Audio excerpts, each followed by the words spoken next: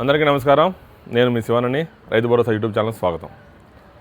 మీకు నా జీవితంలో జరిగిన కొన్ని విషయాల్ని షేర్ చేస్తాను చెప్పా కదా, దానిలో ఒక ఆ ఫన్నీనే నాకు పెద్ద బర్డెన్ మిస్టేక్ అయిపోయింది.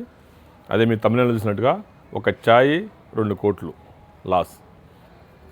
ఏం జరిగిందంటే, వైకుంఠం అని మా అన్న ఉన్నాడు, కాగందార్లో ఉండేటాడు, నేను కాగందార్లో ఉండేటోడిని.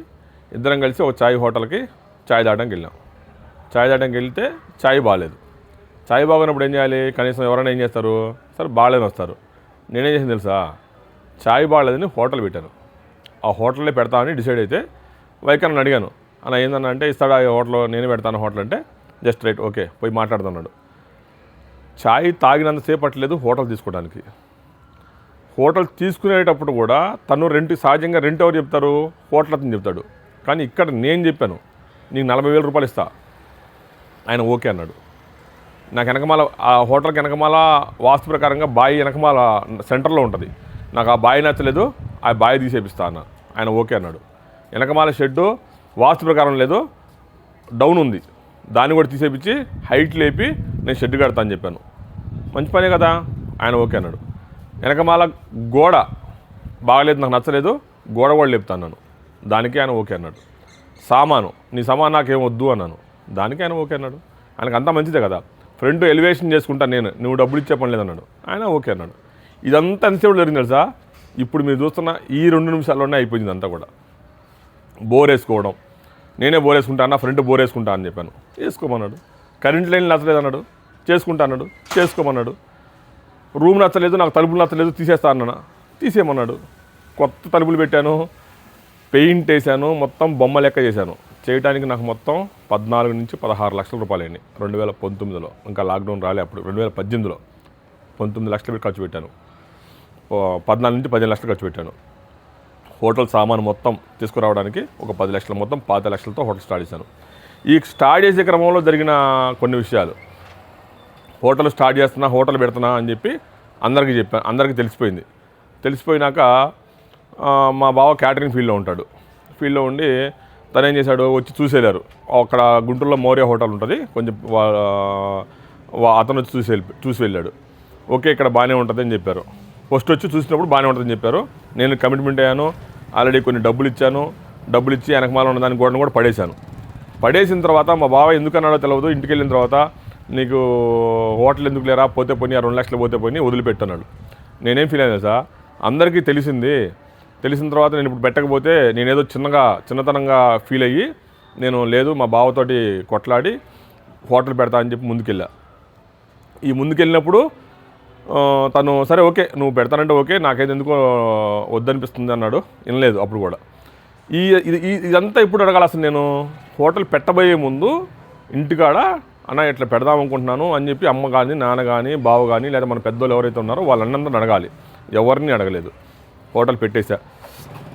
ఆ తర్వాత ఈ పెట్టే క్రమంలో ఆ రోజు ఛాయ్ తాగడానికి ఎందుకు వెళ్ళాను తెలుసా? ఒక ఫ్లాట్ ఉండే, కాగజ్ నగర్ చెక్ పోస్ట్ అంటారు, అక్కడ ఒక ఫ్లాట్ ఉంది. ఆ ఫ్లాట్ విలువ 28 లక్షలు. వైకుంఠం ఏమన్నాడు తెలుసా? అరే 14 లక్షలు వీసివుడు, నేను 14 లక్షలు పెట్టుకుని ఇద్దరం కలిసి ఆ ఫ్లాట్ కొందాము అన్నాడు. కొనకుండా హోటల్ పెట్టా. ఆ ఫ్లాట్ సంగతి నెక్స్ట్ చెప్తా. ఇదంతా అయిపోయింది. హోటల్ స్టార్ట్ చేసాం. మన ఎమ్మెల్యే గారి చేత, కోనప్ప గారి చేత హోటల్ స్టార్ట్ చేయించాము. అంతా హోటల్ బాగా నడుస్తుంది. రోజుకు 40,000 రూపాయలు కౌంటరు. 40,000 రూపాయలు కౌంటర్ వచ్చే దాంట్లో 3,000 రూపాయలు నష్టం వస్తుంది. ఎవరు నమ్మరు, కానీ అది వాస్తవం. నెల అయింది, నెలకు 1,00,000 రూపాయలు నష్టం వచ్చింది. 2వ నెల వచ్చింది, 2 లక్షలు నష్టం వచ్చింది. 3వ నెల వచ్చింది, ప్రతి నెల 1,00,000 రూపాయలు పోతున్నాయి. స్ట్రెస్ ఫీల్ అవుతున్నా. వ్యవసాయం వాస్తవానికి 100 ఎకరాల నుంచి 70 ఎకరాలకు వచ్చింది. వ్యవసాయాన్ని వదిలిపెట్టలే, ఎందుకంటే అది నాకు తల్లి లాంటిది అని ఆ ఉద్దేశంతో వ్యవసాయాన్ని వదిలిపెట్టలేదు. చేసుకుంటున్నా, ఇటు పోతున్నా. అక్కడ పిల్లగాళ్ళు మనకి బాగా, అంటే కుంట్లమనేపల్లి నేను చెప్పా కదా మీకు, ఆ ఊరికి నేను ఏమి ఇచ్చినా రుణం తీర్చుకోలేను. ఆ ఊరిలో ఉన్న పిల్లలు బాగా సపోర్ట్ చేసి నేను వెళ్ళకుండా కూడా విత్తనాలు పెట్టించడం, వ్యవసాయం చేయటం అంతా వాళ్ళే వ్యవసాయం పని అంతా వాళ్ళే, ఫోన్లో చెప్తున్నా వ్యవసాయం పని అంతా వాళ్ళే చూసుకుంటారు. అది చూసుకుంటా ఉంటే ప్రతి నెల 1,00,000 రూపాయలు, ప్రతి నెల 1,00,000 రూపాయలు. ఈ పనులతో స్ట్రెస్సు, ఆంధ్ర నుంచి పనులు తీసుకుని రావాలి, వాళ్ళని ఇక్కడ ఉంచాలి, ఆ స్ట్రెస్ ఫీల్ అవుతా అంతా ఉండి ఒక 3 నెలల తర్వాత అమ్ముతా ఉన్నా. మనకి ఇది వాస్తవానికి మనం ఏం చేసినా కూడా మనం దీంట్లో మనం ఎదిగాము, మనం దీని గురించి మనకు లోతు తెలుస్తలేదు, దీన్ని ఆపేద్దామా అని. ఎందుకు అనుకున్నానంటే అక్కడున్న ప్రైస్ చాలా తక్కువ, మనం ఇచ్చే క్వాలిటీ హై. ప్రైస్ తక్కువ, క్వాలిటీ హై, క్వాంటిటీ హై, ఈ 3 బ్యాలెన్స్ కాలేదు. అప్పుడు నాకు దాని గురించి అనుభవం లేదు కదా, దాన్ని మ్యాచ్ చేయలేకపోయాను.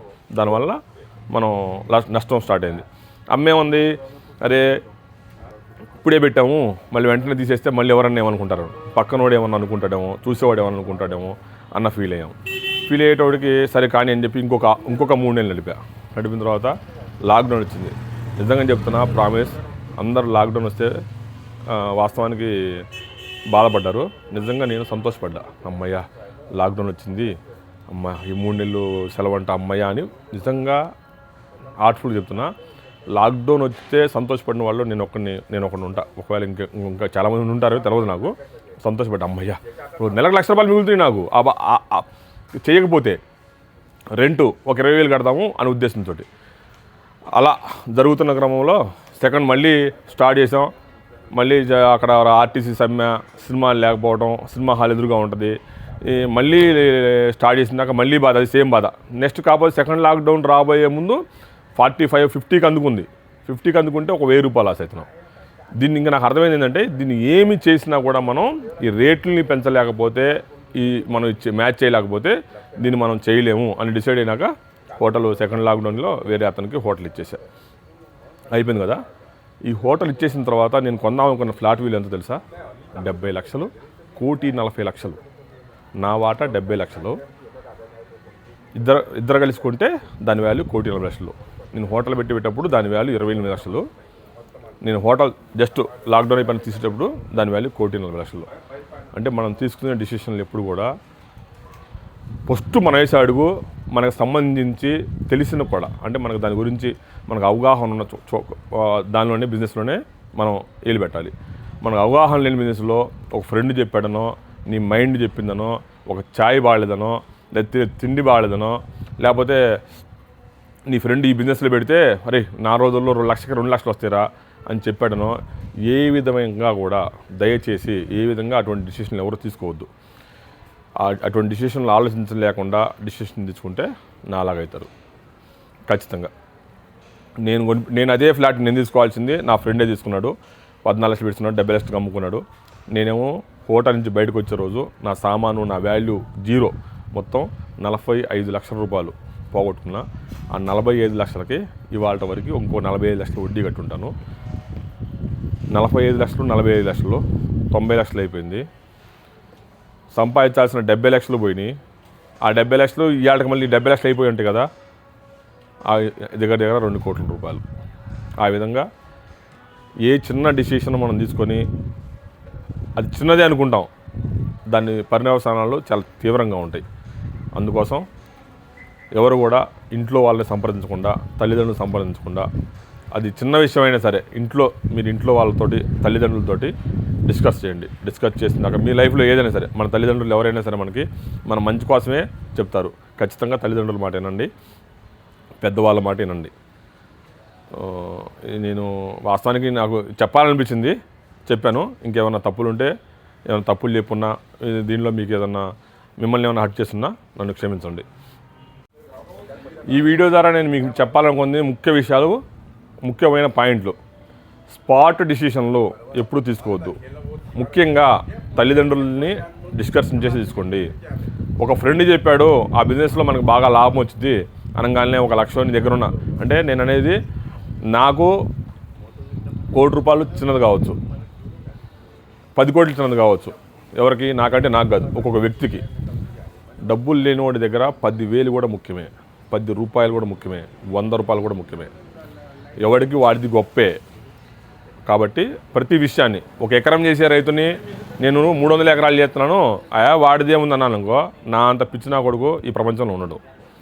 ఎందుకంటే ఎకరం చేసేవాడికి వాడి జీవితం లైఫ్ 1 ఎకరం, 10 ఎకరాలు చేసేవాడికి 10 ఎకరాలు, 50 చేసేవాడికి 50 ఎకరాలు. అట్లనే మీరు చేసే ప్రతి పని కూడా ఇంట్లో వాళ్ళని, తల్లిదండ్రులని స్పాట్ డిసిషన్ తీసుకోవద్దు. ఇంట్లో వాళ్ళని, తల్లిదండ్రులని ఖచ్చితంగా సంప్రదించి మాత్రమే డిసిషన్ తీసుకోండి. అందరికీ ఇది నా మనవి. రైతు భరోసా యూట్యూబ్ ఛానల్ని సబ్స్క్రైబ్ చేయండి, లైక్ చేయండి, కామెంట్ చేయండి. మీ లైఫ్లో మీకు జరిగినవి కూడా ఏమైనా ఉంటే కామెంట్ ద్వారా నాకు తెలపండి. తెలిపితే మీ ద్వారా నేను నేర్చుకుంటా. జై జవాన్ జై కిసాన్.